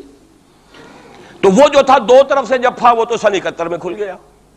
جو ہمارا حال ہے وہ تو ہونا ہی تھا، یہ ملک بنا اسلام کے نام پر، اس کا استحکام ہو سکتا تھا تو صرف اسلام کی بنیاد پر ہو سکتا تھا، اسلام سے غداری کی، لہذا یہاں تو اب قومیتیں ہیں، یہاں تو اب ایتھنک اور ریجنل اور نہ معلوم کس قسم کی اور لنگوسٹک جو ہے نیشنلٹیز ہیں، نیشنلزمز ہیں، وہ جو ایک امت ایک وقت میں بن گئی تھی، ایک قوم، مسلم قوم ہندو کے مقابلے کے لیے، وہ تو ختم ہوئی۔ اور حال کیا ہو گیا ہے؟ اس سے پہلے بھی کبھی کبھی ہندو مسلم فسادات ہوتے تھے، کیا سندھ سے مسلمان نہیں پہنچ جاتا تھا وہاں ریلیف کے لیے؟ کیا پنجاب سے اور سرحد سے مسلمان نہیں جاتے تھے؟ بہار نہیں گئے تھے؟ کیا کانپور کی مسجد شہید ہوئی تھی 1915 میں تو پوری ہندوستان سے مسلمان نہیں پہنچ گئے؟ آپ کیا کر رہے ہیں؟ مندر گرا دیے، یہاں بڑی بہادری کا کام کیا، مندر گرا دیے، شرم سے ڈوب مرنے کا مقام ہے، یہاں بھی گویا کہ ہم اپنے عمل سے اسلام کی مخالفت کر رہے ہیں، اسلام تو اجازت نہیں دیتا، آپ کسی اور کے جرم کی سزا کسی اور شخص کو نہیں دے سکتے۔ ہمارے پاس تو یہ سیکریٹ ٹرسٹ ہیں، یہ لوگ ذمہ وہ اپنے آپ کو منواتے نہیں، لیکن ہمارے تصور سے، اسلام کے تصور سے ذمہ ہیں، ان کی جان، مال، عزت، آبرو، ان کی عبادت گاہوں کی حفاظت کا ذمہ ہے ہمارا، لیکن بڑی بہادری کی ہے۔ ذرا سوچئے تو صحیح، کیا دنیا نے سوچا ہوگا، اور نتیجہ کیا نکلا؟ اگر کسی درجے میں بھی بابری مسجد کی شہادت پر کوئی دنیا میں کوئی رائے عامہ ہو سکتی تھی کوئی ہندوستان کے خلاف، ختم ہو گئی۔ جو انہوں نے کیا 10 گنا تم نے کر لیا، انہوں نے ایک مسجد گرائی ہے، تم نے اتنے 100 کہتے ہیں، پتہ نہیں، مجھے تو معلوم نہیں 100 گرائے کتنے گرائے ہیں، بہرحال جتنے مندر تھے تم نے گرا دیے۔ فرق کیا ہے؟ ایک کردار ہے تمہارا، ایک ہی تمہارا اخلاق ہے، ایک ہی تمہارا معیار ہے، کوئی فرق ہی نہیں۔ بلکہ وہاں تو کم سے کم یہ تو رہا ہے، دنیا کی آنکھوں میں دھول ڈالنے کے لیے کم سے کم یہ کہ فورن منسٹری جو ہے اس نے ریزائن کیا، ہم نے مان لیا جی ہم نہیں کر سکے، ہم مجبور ہیں، حالانکہ سب ان کی اجازت سے ہوا ہے، بلکہ ان کی ملی بھگت سے ہوا ہے، لیکن یہ کہ کلیان سنگھ نے فوراً استعفیٰ دے دیا، منسٹری ختم۔ پھر وہ بھارت کی مرکزی حکومت نے اور بھی پارٹیز کو بھی بین کر دیا، اور اس کے بعد یہ ہے کہ انہوں نے حکومتیں بھی 3 اور صوبوں کی توڑ دی. وہ تو سرخرو ہو گئے پوری دنیا کی جو رائے عامہ ہے. ہم اس کے سوا کیا کر سکتے ہیں؟ ہمارا ایک دستور ہے، دستور میں جو بھی صوبائی حکومت ہوتی ہے اس کی اجازت کے بغیر ہم فوج بھیج نہیں سکتے. وہاں پہ صوبائی حکومت تھی، اس نے ہمیں یقین دہانی کرائی تھی، سپریم کورٹ کو بھی یقین دہانی کرا دی تھی کہ مسجد کو کچھ نہیں ہوگا، تو ہم تو اس کے اوپر ڈیپینڈ کر رہے تھے. ہے سب جھوٹ، سب کو پتا تھا جو کچھ ہوگا، اندر خانے ملی بھگت تھی. لیکن یہ ہے کہ کم سے کم انہوں نے فیس سیونگ کے لیے ان کے پاس مواد موجود ہے، آپ کے پاس تو وہ بھی نہیں. یہ جو صورتحال ہے جان لیجئے. اس وقت میں آپ کو بتانا چاہتا ہوں ہندوستان کے مسلمان پر تو جو قیامت بیت رہی ہے. میں نے اپنا ایک تاثر کچھ عرصے پہلے یہاں پہ بیان کیا تھا، رہا ہے میرا تاثر، اور وہ ہے اصل میں وہ لاسٹ سپر جو ہے انجیل میں جس کا تذکرہ ہے حضرت مسیح علیہ السلام نے جو آخری کھانا رفع سماوی سے قبل کھایا ہے اس باغ میں جہاں روپوش تھے اپنے حواریین کے ساتھ. تو اس میں یہ الفاظ آئے ہیں، میں نہیں جانتا صحیح ہیں غلط ہیں، وہ ایک علیحدہ بات ہے، کہ آپ نے وہ روٹی توڑی اور کہا کھاؤ، eat and this is my flesh, یہ میرا گوشت ہے کھاؤ. اور اس کو کہتے ہیں وائن، کوئی مشروب ہوگا جو بھی ہوگا، ڈالا کہ پیو، drink and this is my blood. میرا احساس ہمیشہ یہ رہا ہے. اس کے بعد کچھ ماند پڑ گیا جب یہاں مسلمان نے یہاں مارا ہے اور کچلا ہے اور زندہ آگ میں جلایا، پھر بات ختم ہو گئی، میرے دل کے اوپر سے وہ احساس ختم ہو گئے. وہاں ہندو کے ہاتھوں جب مسلمان کے ساتھ یہ کچھ ہوتا تھا تو پھر جب میں کھانا کھاتا تھا محسوس کرتا تھا کہ میں ہندوستانی مسلمان کا گوشت کھا رہا ہوں اور ہندوستانی مسلمان کا خون پی رہا ہوں. یہ ہمیں عیش جو یہاں حاصل ہے، جو آرام حاصل ہے، جو ہمیں یہاں پر سہولتیں حاصل ہیں، جو معاشی اس کی کاسٹ پر ہے، اور ہم جو ہے عیش کر رہے ہیں، گلچھرے اڑا رہے ہیں. یہاں جس کے پاس 2 پیسے ہو گئے برقع اتار کے اس نے پھینک دیا کہ معلوم ہوتا ہے کہ یہ تو مفلسی کو چھپانے کا ذریعہ تھا. 4 پیسے ہوں، اچھے کپڑے پہنے ہوئے ہوں، میک اپ صحیح کیا ہوا ہو، تو پھر برقعے کی کیا ضرورت ہے؟ اور میں نے شاید سنا ہے آپ کو، مجھ سے تو چند لڑکیوں نے یہ الفاظ کہے باقاعدہ. میں جب پریکٹس کرتا تھا لاہور میں کرشن نگر میں، تو ایک گھرانے کی، اور مجھے معلوم ہوا کہ ان کے والد انتہائی نیک تہجد گزار. کئی لڑکیاں تھیں بہنیں، ایک ہی تقریباً عمر 200 سے 1.5 سال کی. کبھی وہ آتی تھی کلینک میں میرے تو برقعے سمیت، کبھی آ رہے ہیں تو بغیر برقعے کے. تو میں نے پوچھا یہ کیا تماشا ہے آپ لوگوں کا، کبھی بغیر برقعے کے کبھی برقعے سمیت. صاف جواب دیا، میں ان کے الفاظ کوٹ اینڈ کوٹ میں ان کے الفاظ کوٹ کر رہا ہوں. ڈاکٹر صاحب جب ہمیں کوئی میک اپ کرنے کا، کپڑے بدلنے کا موقع نہیں ملتا تو ہم برقع پہن لیتے ہیں، اور جب ہمیں موقع ملتا پھر ہم برقع کائے کو پہنیں. تو گویا کہ اس کو چھپانے کا ذریعہ برقع ہے کہ کپڑے میلے ہیں، میک اپ نہیں کیا تو لہذا برقع پہن لیا. یہ ہے حال پاکستان میں اسلام کا جو ہم نے بنایا ہے. اور واقعہ یہ ہے کہ تبصرے یہ ہو رہے ہیں کہ ہندو فنڈامنٹلزم از آن دی رائز. کانگریس کے لیے اب اپنی جو ہے جان بچانی مشکل ہے، اور اس وقت سب سے بڑا ان کے لیے جو ہو گیا وہ یہ ہے کہ وہ کمیونسٹوں کی سپورٹ کے بغیر چل نہیں سکتے. اور کمیونسٹ جو ہے وہ ان کی جو اس وقت وہ امریکہ کے زیر اثر جو اپنی اکنامک پالیسیز چینج کر رہے ہیں اس کا ساتھ دینے کو تیار نہیں. تو یہ ڈائلیما ہے. جبکہ ادھر جو ہے وہ بالکل جو ہندو ذہن ہے وہاں کا ریوائولسٹ ذہن وہ پوری طریقے سے پائیں. تو اب اس وقت میں اس کے حوالے سے عرض کر رہا ہوں کہ ہندوستان اور پھر پاکستان کو علیحدہ نہ سمجھیے، اس لیے کہ ہندوستان کو اگر انہوں نے مسلمانوں سے یا اسلام سے خالی کرا لیا تو پھر ان کے بعد ان کا ٹارگٹ جو ہے پاکستان تو ہے ہی ہے. ہم تو ان کے ٹارگٹ نمبر 1 ہیں. ذہناً انہوں نے کبھی پاکستان کو تسلیم نہیں کیا. اور ہمارا اب ساتھی ہے کون؟ اللہ پر تو نہ یقین نہ اس سے ہمارا تعلق. جو معاملہ نہ دارت سخن آشنا نہ باشد. اللہ سے تعلق کیا ہے ہمارا؟ اللہ سے کون سی دوستی ہے؟ اللہ کیوں ساتھ دے ہمارا؟ ہم تو مجرم ہیں نمبر 1 اس کے. اور باقی دنیا میں جن پر سہارا تھا، جن پہ تکیہ تھا، وہی پتے ہوا دینے لگے. وہ تو بالکل امریکہ کی پالیسی معلوم ہوتی ہے کہ ہمیں تو ہاتھ پاؤں باندھ کر جیسے ہندو کے سامنے ڈال دیا جائے. کبھی وہ ٹیررسٹ اسٹیٹ قرار دینے کی دھمکی آ جاتی ہے، فیلرز کی شکل میں آ جاتی ہے. یہ فیلرز دیے جاتے ہیں اس لیے تاکہ بات پہنچ جائے. اگر صرف بات اس طریقے سے انڈائریکٹلی پہنچنے سے مطلوبہ مقصد حاصل ہو جائے تو خام خواہ براہ راست کہنے کی ضرورت کیا ہے؟ وہ مطلب تو حاصل ہو. سب نے سجدہ سہو کیا ہوا ہے. ہمارے ہاں ہر ادارہ سجدہ سہو کر چکا امریکہ کے سامنے، ٹوٹل سرنڈر. اور یہ بات جو قاضی حسین احمد صاحب کہہ رہے ہیں 100% درست کہہ رہے ہیں، 100% درست کہہ رہے ہیں. ٹوٹل سرنڈر، چاہے وہ بے نظیر ہو، چاہے وہ نواز شریف ہو، اور چاہے وہ کوئی اور ادارہ ہو آپ کا جو یہاں پہ قوت کا اصل سرچشمہ ہے اور منبع ہے، سب کے سب 100% جو ہے اس کے سامنے سجدہ کر چکے ہیں. یہی وجہ ہے کہ وہ بے نظیر کا ساتھ نہیں دے رہے. بے نظیر کا ساتھ کائے کو دے؟ اگر نواز شریف ان سے بڑھ کر ہم بھی ہیں اس دربار کے، اگر یہ کہنے کے لیے وہ ان سے بڑھ کر تیار ہو تو اسے کیا ضرورت پڑی ہے؟ اس کی کون سی کوئی رشتہ داری ہے بے نظیر کے ساتھ یا کسی اور کے ساتھ؟ ہاں اگر نواز شریف کہیں کسی جگہ پر بھی کوئی اپنے پاؤں کو گھسیٹتا، ڈریگ کرتا اپنے فیٹ کو، کہیں کوئی رکاوٹ ڈالتا، پھر ٹھیک ہے، پھر اس کو آلٹرنیٹ لانے کے لیے تو کوئی ہے نا کوئی سوال. لیکن جب وہ ان سے بڑھ کر نیاز مند ہو، ان سے زیادہ بڑھ کر سجدہ کرنے کو تیار ہو، ان سے بڑھ کر کہیں ہم شریعت کورٹ ہی کو اٹھا کے پھینک دیں گے اگر سود کا معاملہ جو ہے شریعت کورٹ کے حوالے سے ہمارے لیے مصیبت بنا، سود تو دیں گے، چلے گا، لائیے خدا کے لیے لائیے، پیسہ لے کے آئیے، ہمارے ملک میں آئیے، پیسہ لگائیے. اور یہ سود وود کا یہ کوئی مولوی لوگ ہیں پاگل جو کہتے ہیں کہ یہ کوئی حرام ہے، اور کوئی پاگل ہمارے شاید وہ کورٹ والے بیٹھے ہوئے تھے جنہوں نے اسے کہہ دیا کہ بینک انٹرسٹ بھی جو ہے ربا ہے. باقی آپ ہم سے کوئی ڈر نہ رکھیے، میرے اسلام کو اب قصہ ماضی سمجھو، ہنس کے وہ مس بولی کہ پھر مجھ کو بھی راضی سمجھو. سیدھی سیدھی بات ہے، جھگڑا تو اسلام سے تمہارے سے تو نہیں، نہ بے نظیر سے جھگڑا ہے اور نہ نواز شریف سے جھگڑا ہے، جھگڑا اسلام سے. اس حوالے سے بہت برا وقت آ رہا ہے، اور اس میں ایک پہلو میں اور چاہتا ہوں کہ آپ حضرات کے سامنے بیان کر دوں. پوری دنیا میں تو فنڈامنٹلسٹ مشہور ہو گیا مسلمان، پوری دنیا کا ذرائع ابلاغ لگے ہوئے ہیں. اصل فنڈامنٹلزم جو ہے، بلکہ دو باتیں عرض کر دوں، ریشزم پوری دنیا میں بدنام گالی، اور اصل ریشسٹ ملک اسرائیل، اسے کوئی کچھ نہیں کہتا، اس لیے کہ وہ مذہبی ریاست نہیں ہے، وہ تو بلکہ یہودیت ہے ہی نسلی مذہب. ساؤتھ افریقہ کیا ہوگا کوئی نسل پرست قوم یا نسل پرست ملک؟ وہ تو کچھ بھی نہیں تھا. اصل جو نسل پرست ہیں وہ تو یہودی ہیں، انہیں کوئی کچھ نہیں کہہ رہا. ریشسٹ وہ فنڈامنٹلزم اصل جو چلا ہے وہ ہندوستان میں چلا ہے، بدنام پوری دنیا میں مسلمان ہو گیا. لیکن اب اس کا میں بلیم نہ امریکہ کو دے سکتا ہوں نہ کسی اور کو.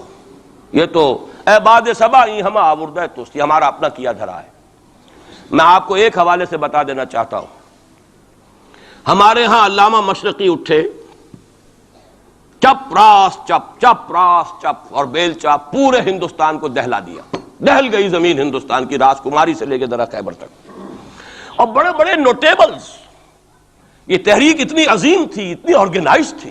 آپ کو معلوم ہے یہ تالپور برادران جو ہے، دونوں بھائی جو تھے، یہ خاکسار تھے، بڑے بڑے لوگ، سندھ میں، فرنٹیئر میں، پنجاب میں، ہر جگہ پر. اور ایسی زبردست آرگنائزیشن، بالکل ملٹری والی، ان کے سارے قواعد ملٹری کے. لیکن ہوا کیا؟ آر ایس ایس 1925 میں قائم ہوئی ہے، اسی کے رد عمل میں. ہندو سویا ہوا تھا، انہوں نے دیکھا یہ مسئلہ اٹھ گیا ہے، اور اتنا زبردست اٹھ گیا ہے، اس زور شور کے ساتھ اٹھ گیا ہے، اس کی چپ راس جو ہے وہ زمین جو ہے لرز رہی ہے، اس سے تو اٹھنا پڑے گا نا.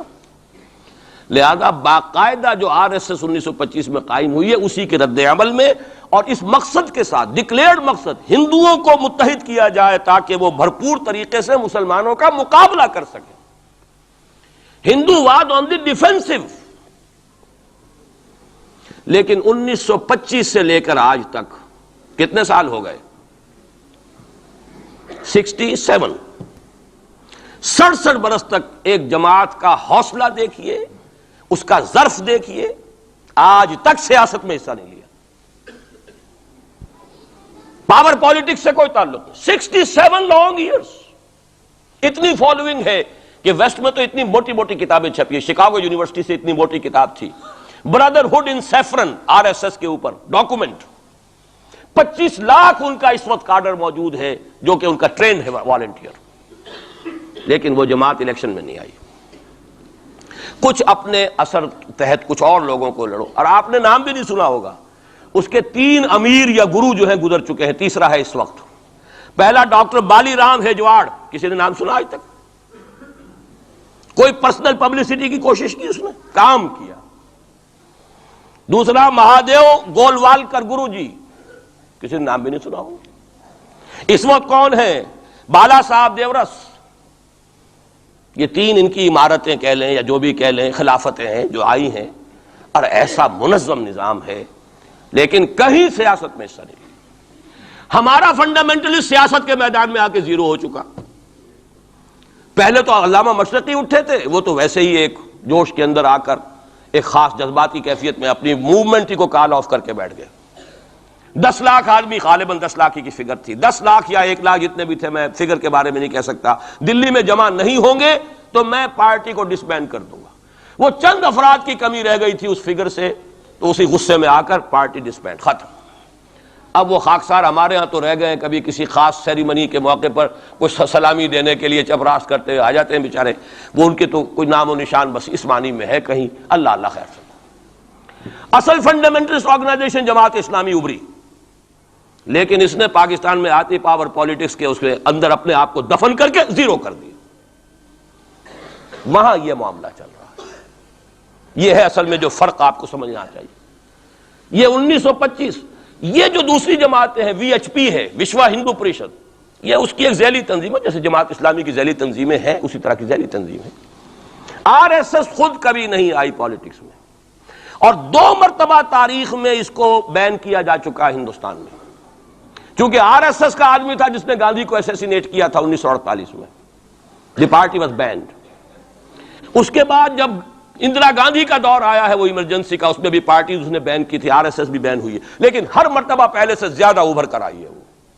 اور آج یہ سب کے سب وی ایچ پی والے، بی جے پی والے، یہ سب در حقیقت آر ایس ایس کے آدمی، اور یہ ان کا ڈکلیئرڈ ایم اب بن چکا ہے. اور حالات جو ہیں ہم اس سزا کے بالکل مستحق ہو چکے ہیں. اسیاں سے کبھی ہم نے کنارہ نہ کیا، لیکن تیری رحمت نے گوارا نہ کیا. یہ تو ہو سکتا ہے اب بھی ہم اسی اللہ کی رحمت پر تو ادھار کھا سکتے ہیں، لیکن واقعہ یہ ہے کہ ہم اس سزا کے بالکل مجرم ہو چکے ہیں اور مستحق بن چکے ہیں. اور نظر یہ آ رہا ہے کہ اب حالات ہمارے لیے زیادہ سے زیادہ پیچیدہ سے پیچیدہ، مشکل سے مشکل، اور زیادہ سے زیادہ جو ہے گمبھیر ہوتے چلے جا رہے ہیں. بھارت میں ہندو فنڈامنٹلزم بڑی تیزی کے ساتھ ایک طوفانی شکل کے اندر آیا ہے، اور بھارت میں تو مسلمان تنظیم کوئی ہے ہی نہیں. آپ کے شاید علم میں آیا 2 جماعتیں بین کر دی، جماعت اسلامی بین. ارے جماعت اسلامی بھارت کی جو اصل جماعت ہے وہ تو ایک علمی کام کرنے والی، دعوتی کام کرنے والی، قرآن مجید کے تراجم شائع کی سیاست میں تو ہے ہی نہیں ہوا.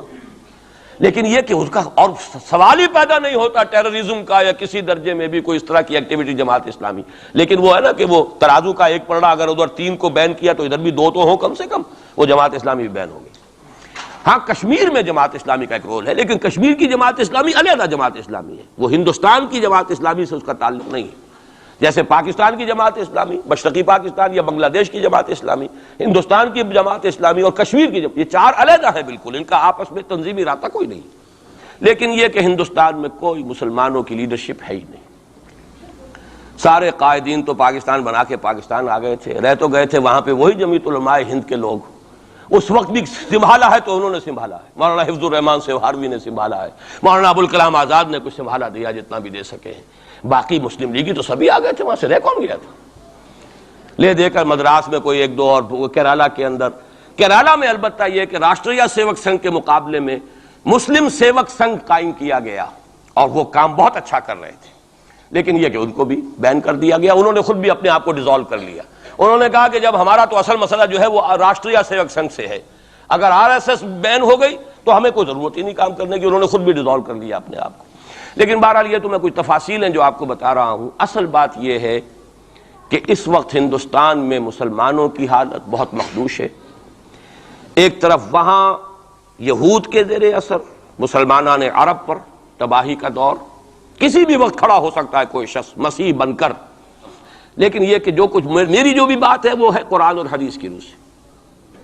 قرآن کا فلسفہ ہے کہ جس قوم کی طرف رسول بھیجا گیا اس نے اگر انکار کیا اس کو ختم کیا جاتا ہے. اس میں ایکسیپشن اب تک ہوئی ہے صرف یہود کی. رسولاً الی بنی اسرائیل کی حیثیت سے حضرت مسیح بھیجے گئے، انہوں نے رد کیا. یہ بھی کنڈیمڈ نیشن ہے، لیکن اس کو اللہ نے باقی رکھا ہوا ہے اس کا کوڑا مسلمان پر مارنے کے لیے، بدترین عذاب مسلمان پر لانے کے لیے. اس لیے کہ افضل امت بھی یہی تو ہے نا، سب سے بڑھ کر افضل، سارے نبیوں سے افضل ہمارا نبی صلی اللہ علیہ وسلم، اور ساری امتوں سے افضل ہم مسلمان امت. تو سب سے بڑی سخت سزا کے مستحق بھی تو پھر ہم ہی ہوں گے. یہ مولانا اصلاحی صاحب کا جملہ میں نے پہلے بھی کبھی سنایا ہے کہ وہ کہا کرتے ہیں ان کے خاص علاقے میں اعظم گڑھ میں کہ جب کسی کو سزا دینی ہوتی تھی تو چمار کے ہاتھوں جوتا لگواتے تھے اسے، تاکہ وہ اگر راجپوت کو راجپوت ہی جوتا مارے گا تو اس میں اتنا اس کو درد نہیں ہوگا جتنا کسی راجپوت کو چمار جو ہے اس کے ہاتھ سے جوتا لگوایا جائے. تو یہ یہودیوں کے ہاتھوں مسلمانوں کو پٹوانا در حقیقت یہ عذاب در عذاب ہے. ایک کنڈیمڈ نیشن، ملعون قوم ضربت علیہم الذلۃ والمسکنۃ وباؤوا بغضب من اللہ، وہ قوم ہے جس کے ہاتھوں مسلمانوں پر ادھر بھی آ رہا ہے اور یہاں بھی سامنے آ چکا ہے۔ لیکن ابھی وقت ہے، اور اس کے لیے میں لایا ہوں آپ کے لیے تحفے کے طور پر سورہ یونس کی ایک آیت۔ وہاں فرمایا گیا ہے فلولا كانت قرية آمنت فنفعها إيمانها إلا قوم يونس لما آمنوا كشفنا عنهم عذاب الخزي في الحياة الدنيا ومتعناهم إلى حين۔ رسولوں کی تاریخ میں ایک استثناء ہے، میں چند منٹ اضافی لے رہا ہوں، آپ لوگ بھی حاضر ہیں بھی، اور میرا خیال ہے کہ دلچسپی آپ کی کم نہیں ہو رہی ہے۔ آیا بھی 4 مہینے بعد ہوں، اس لیے وقت کا بھی زیادہ حق ہے میرا۔ ایک استثناء تو میں نے کہا یہودی، انہوں نے اپنے رسول کو اپنے اعتبار سے سولی پر چڑھایا لیکن ابھی تک بچے ہوئے ہیں، لیکن ان کی تو ہونی ہے وہ سزا جو آنی ہے، حضرت مسیحی کے ہاتھوں آنی ہے۔ جب وہ دجال آئے گا، دجال کے ہاتھوں مسلمانوں کی خوب پٹائی ہو چکے گی، عرب مسلمانوں کی، پھر ان کو کیفر کردار تک پہنچانے کے لیے حضرت مسیح آئیں گے۔ یہ احادیث صحیحہ کے اندر بالکل صحیح، جس میں کسی شک و شبے کی گنجائش نہیں۔ اس میں گنجائش شک و شبے کی یا قادیانی کے لیے ہے یا منکر حدیث کے لیے، کسی راسخ العقیدہ مسلمان کے لیے ممکن نہیں۔ لیکن ایک استثناء اور رہا، اور وہ قوم یونس علیہ السلام۔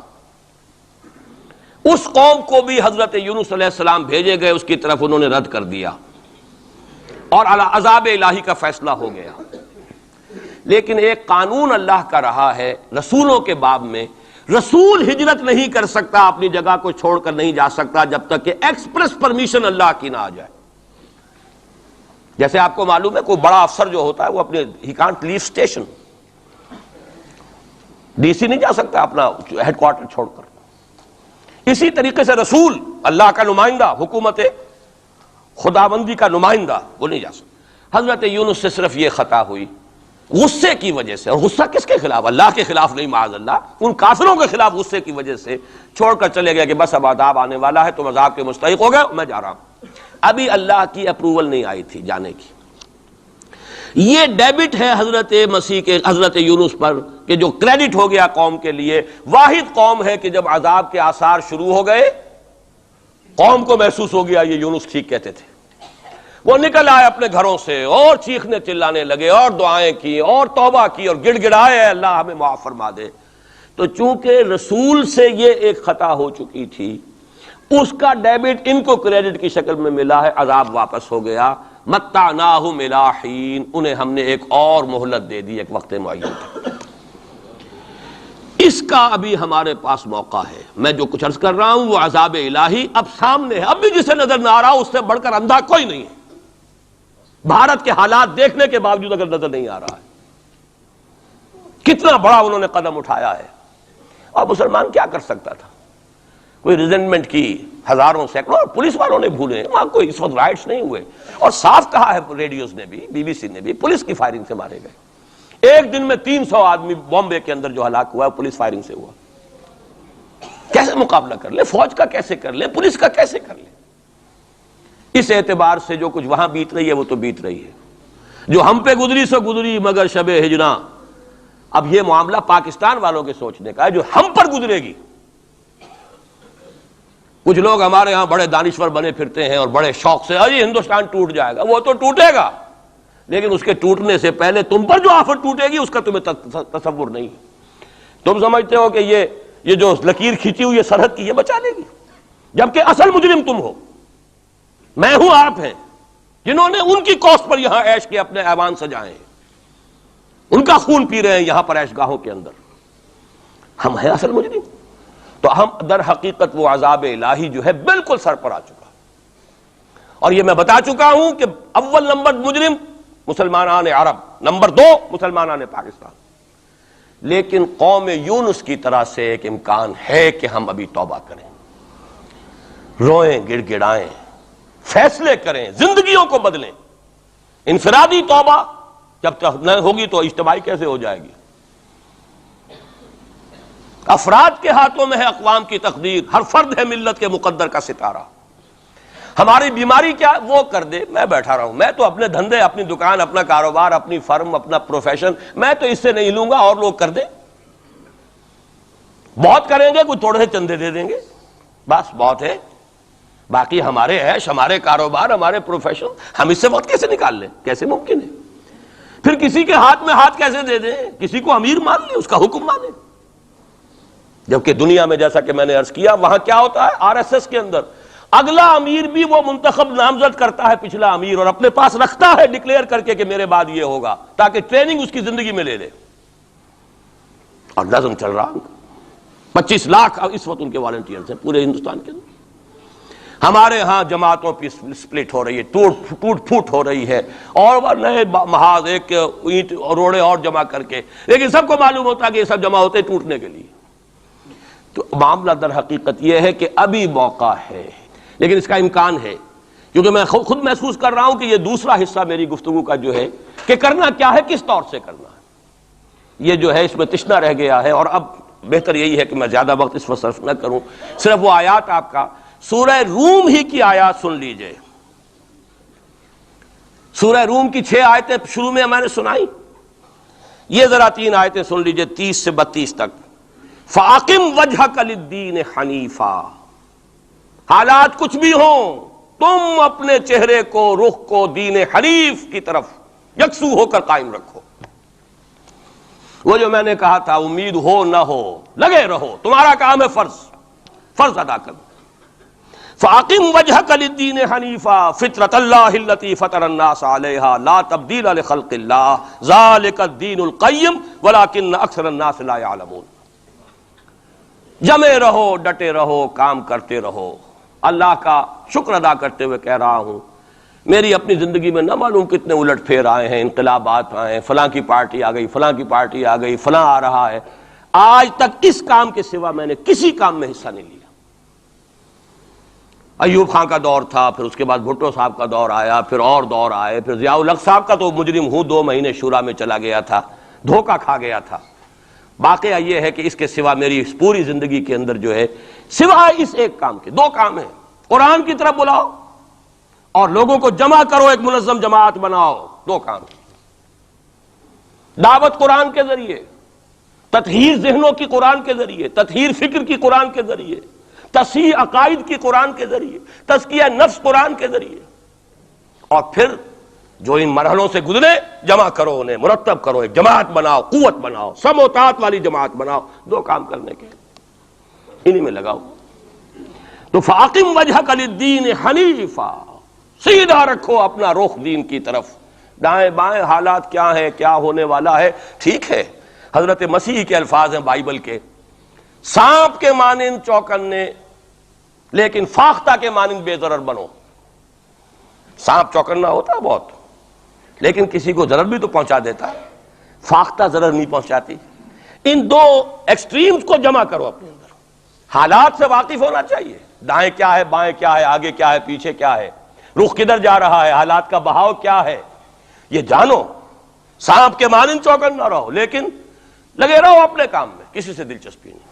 اس 2 کاموں کے سوا مجھے اپنا وقت کسی اور کام میں نہیں لگانا، سیاست میں جانا ہی نہیں، الیکشن کا رخ ہی نہیں کرنا، بلکہ یہ قرآن کے ذریعے سے دعوت۔ اسی لیے میں آیات سنا رہا ہوں، فَأَقِمْ وَجْهَكَ لِلدِّينِ الْحَنِيفَ فِطْرَةَ اللَّهِ الَّتِي فَطَرَ النَّاسَ عَلَيْهَا، اور آگے فرمایا مُنِيبِينَ إِلَيْهِ، اپنا رخ اسی کی طرف رکھتے ہوئے، وَاتَّقُوهُ، تقوی اختیار کرو، وَأَقِيمُوا الصَّلَاةَ وَلَا تَكُونُوا مِنَ الْمُشْرِكِينَ، نماز قائم رکھو اور دیکھو مشرکوں میں سے نہ ہونا، شرک کی آلائش سے اپنے آپ کو پاک کرتے رہو، دھوتے رہو اور دھو، شرک کی کوئی آمیزش نہ رہے۔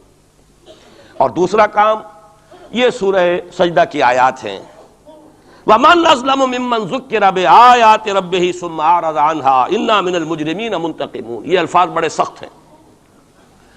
ان لوگوں سے بڑھ کر ظالم کون ہوگے جنہیں ان کے رب کی آیات کے ذریعے سے نصیحت کی جاتی ہو۔ میں نے جو نصیحت کی ہے اللہ کی کتاب کے حوالے سے کی ہے، جو دعوت ہے میری قرآن کے ذریعے سے، میں نے کوئی کہانیاں، اپنے فلسفے، اپنے کوئی نظریے نہیں تراشے ہیں، قرآن کی دعوت، تعلیم و تعلم قرآن۔ جس قوم نے اس دعوت کو رد کیا ہو، وَمَنْ أَظْلَمُ مِمَّنْ ذُكِّرَ بِآيَاتِ رَبِّهِ ثُمَّ أَعْرَضَ عَنْهَا إِنَّا مِنَ الْمُجْرِمِينَ مُنْتَقِمُونَ، ایسے مجرموں سے تو میں انتقام لے کر رہوں گا۔ اللہ بچائے، اپنے دامن رحمت میں لے لے۔ ہمیں کوئی مہلت دے توبہ کرنے کی اور اصلاح کرنے کی۔ وَلَقَدْ آتَيْنَا مُوسَى الْكِتَابَ فَلَا تَكُنْ فِي مِرْيَةٍ مِّن لِقَائِهِ، اور ہم نے موسیٰ کو بھی کتاب دی تھی، وَجَعَلْنَاهُ هُدًى لِبَنِي اسرائیل، اسے ہدایت نامہ بنایا تھا بنی اسرائیل کے لیے۔ گویا کہ اسی طرح محمد ہم نے قرآن آپ کو دیا ہے ہدایت نامہ پوری نوع انسانی کے لیے۔ جہاں سے میں نے بات شروع کی تھی، قرآن کتاب ہدایت ہے۔ آخری آیت ہے وَجَعَلْنَا مِنْهُمْ أَئِمَّةً يَهْدُونَ بِأَمْرِنَا، اور ہم نے ان بنی اسرائیل میں سے ایسے امام اٹھائے جو ہمارے حکم سے ہدایت کا کام کرتے تھے۔ لما صبروا، جب انہوں نے خود صبر کی روش اختیار کی، اپنے کیریئرز کی قربانی دی، اپنے سٹینڈرڈ آف لیونگ کو کم کیا، اپنی ضروریات کو سمیٹا، اپنا وقت فارغ کیا، اپنی صلاحیتیں کھپائیں، کس کام کے لیے؟ تاکہ وہ کتاب ہدایت کو لوگوں تک پہنچا سکیں۔ خیرکم من تعلم القرآن وعلمہ، تم میں سے بہترین لوگ وہ ہیں جو قرآن سیکھیں اور سکھائیں۔ تو فرمایا وَجَعَلْنَا مِنْهُمْ أَئِمَّةً يَهْدُونَ بِأَمْرِنَا لَمَّا صَبَرُوا وَكَانُوا بِآيَاتِنَا يُوقِنُونَ، اور وہ ہماری آیات پر پورا یقین رکھنے والے تھے۔ اللہ تعالیٰ سے دعا کرتا ہوں وہ مجھے اور آپ کو آیات قرآنی پر پورا یقین عطا فرمائے۔ یہ ہے اصل منبع، سرچشمہ، یہ ہے بنیاد، یہ ہے جڑ۔ اس سے قوت حاصل کر کے اپنا تزکیہ، خود توبہ، خود حرام کاروبار کو چھوڑنا، اپنے وقت کو فارغ کرنا، اپنی صلاحیتوں کو لگانا ان دو کاموں کے لیے، فارغ کرنا اس کام کو، پھر نظم کی پابندی والی جماعت میں شریک ہو کر کبھی کوئی وقت آئے کہ ہم کسی انقلابی جد و جہد کے لیے کھڑے ہو سکیں، اسلام کو قائم کرنے کے لیے، جیسے کہ محمد عربی صلی اللہ علیہ وسلم نے آج سے 1400 برس قبل قائم کیا تھا۔ اگر ایسا ہو گیا تو یہی سرزمین، یہ میں آج کل کہہ رہا ہوں الفاظ، پاکستان ایک پل صراط سے گزر رہا ہے اس وقت۔ پل صراط کا تصور آپ کے سامنے ہے، جہنم کے اوپر ایک پل ہوگا جس پر سے جو مسلمان دنیا میں کہلاتے ہیں وہ گزارے جائیں گے۔ جو منافق ہوں گے حقیقی ایمان سے بے بہرا، وہ ٹھوکر کھا کر گریں گے جہنم میں، اور جو اہل ایمان ہوں گے نور ایمان ان کے آگے آگے دوڑتا ہوگا، نورہم یسعی بین ایدیہم و بایمانہم، اس کی روشنی میں پل کراس کر جائیں گے، جنت میں داخل ہو جائیں گے۔ ہم اس وقت اس پل صراط پر ہیں۔ اگر یہاں آئندہ 2-3-4 سال کے اندر اسلامی انقلاب نہ آیا تو یہ ملک نسیم منسیہ ہو جائے گا، وہ بربادی یہاں آئے گی کہ رہے نام اللہ کا۔ خاکم بدہن، لیکن میں نہیں چاہتا کہ آپ کو دھوکے میں رکھوں، جو دیکھ رہا ہوں وہ دکھا دینا چاہتا ہوں، وہ تباہی آئے گی۔ یہ در حقیقت یہ تو میں آج سے کوئی 5-6 سال پہلے لکھ چکا، جب میں نے وہ استحکام پاکستان اور مسئلہ سندھ لکھی تھی۔ ایک ہی سن تھا جس سن میں کہ ہندوستان میں بھی اسلام داخل ہوا سندھ کے راستے، اسی سن میں اسلام اسپین میں داخل ہوا تھا جبرالٹر کے راستے، جبل الطارق کے راستے، یاد ہے؟ سن 92 یا 93 ہجری، 712 عیسوی، اس میں محمد ابن قاسم اسلام لے کر آئے، ہندوستان میں داخل ہوئے سندھ کے راستے۔ دونوں میں ایس ہے، سن بھی ایک، سندھ اور اسپین ایک ہی لفظ سے، ایک ہی لیٹر سے شروع ہو رہے ہیں۔ وہاں سے اسلام اور مسلمان کا خاتمہ ہو چکا، 500 برس ہو گئے، 1492 اور یہ 1992 ہے، پورے 500 برس نام و نشان مٹ گیا اسلام کا، مسلمان کا۔ بین ہی اسی کا اندیشہ اس بر صغیر پاک و ہند کے لیے، بین ہی اسی کا اندیشہ۔ وہاں ہو سکتا ہے تو آپ کے ساتھ کیوں نہیں ہو سکتا؟ وہ تو پھر بھی عربوں کی اولاد تھے، ان کے تو رشتے تھے صحابہ کرام کے ساتھ، ان کا تو معاملہ کچھ اور تھا، ان کی تو مادری زبان بھی عربی تھی۔ اگر ان کے ساتھ یہ ہو سکتا ہے تو آپ کے ساتھ کیوں نہیں ہو سکتا؟ حذر ہے چیرہ دستاں سخت ہیں فطرت کی تعزیریں، اللہ کا کوڑا جب پڑتا ہے تو بہت سخت پڑتا ہے۔ اب دو ہی میں نے جیسا کہ عرض کیا ہے، یا چنا کن یا چنی، یا تو اس اسلامی انقلاب کے لیے کمر بستہ ہو جائیں، اور ورنہ پھر یہ کہ اس عذاب الہی کا کوڑا جو ہے وہ تو اب نظر آ رہا ہے۔ قوم یونس جیسے عذاب دیکھ کر ایمان لے آئی تھی، کاش کہ اب بھی مسلمان یہاں کا پاکستان کا بیدار ہو جائے اور توبہ کرنے کے لیے آمادہ ہو جائے۔ اقول قولی ھذا واستغفر اللہ لی ولکم ولسائر المسلمین والمسلمات۔